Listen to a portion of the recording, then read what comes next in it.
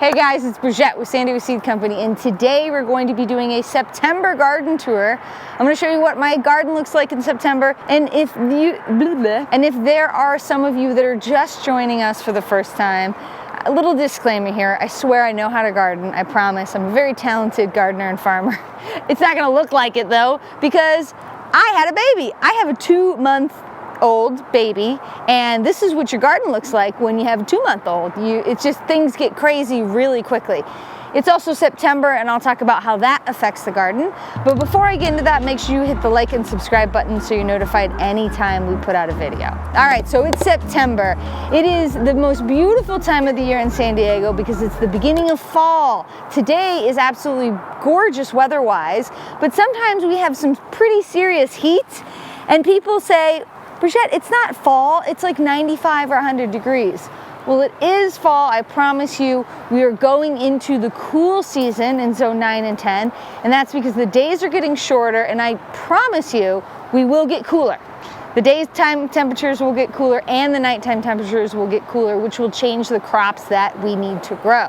As you can tell, I am ripping everything out of the garden for a couple different reasons. I am ripping everything out because it's kind of a therapeutic time to start over, different phase of my life. Now that I am fully into motherhood, I want to start over and kind of revamp things.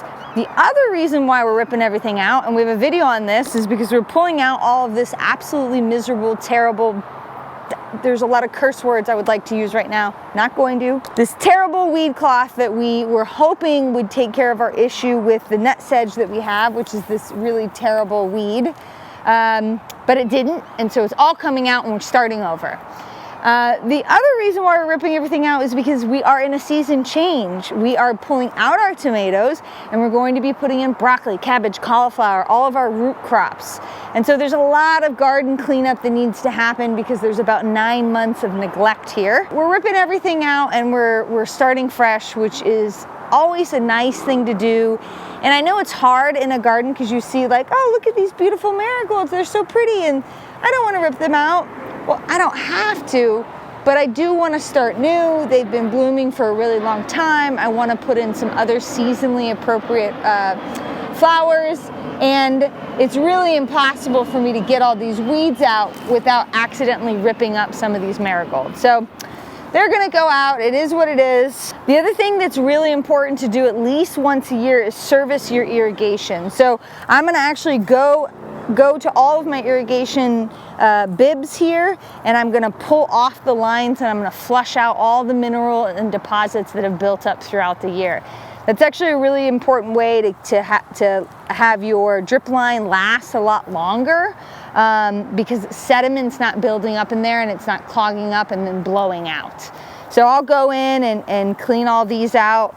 Boring maintenance, but it is a part of a really happy, healthy garden. Something that's really cool here is look how gorgeous this, look at this. This is such a cool plant. So when everything else in the garden is looking pretty terrible and kind of puttering out, not doing a whole lot, this beauty just looks amazing. If you haven't ever seen this, this is Rosella or Hibiscus. It is how you make Jamaica juice or tea. You actually take these beautiful flowers that are not open yet, and that's what you put in warm water, boiling water, to make the beautiful red juice or tea that you get in like Mexican markets or really all over. If you are guessing that this looks like okra, you're right, it's in the okra family, which is one of the reasons why it's thriving right now when nothing else is. Okra is the star of a August or September garden when everything else is kind of looking pretty poopy. This stuff loves it, it's so happy. So this is one beautiful thing in the garden. If you can look past the weeds, this is gorgeous. So we've got some melons in the garden that are still kind of going. Now we're about 4 miles from the coast. Our melons don't do great because we don't get a lot of heat like our Ramona farm does. We have a baby one in here, look at this guy, look. Ah-ha. So we do get melons, but not nearly as many, and they're not as prolific as they are in warmer climates. And we're actually gonna do a video on that, so you can check out everything you need to know about growing melons But this big patch here is mostly all just one type of watermelon that we really love, and hopefully I'll get a few of those to enjoy. The other things that you're gonna note right now is that, sunflowers they've given us an amazing display, and now the heads are all heavy, and the only thing these are good for now really are, well, seed production and having the birds eat them. So we'll sit out here and we'll watch the birds just go crazy. But these are about done. You can see my dahlias are about puttering out. I've got a few more little blooms here.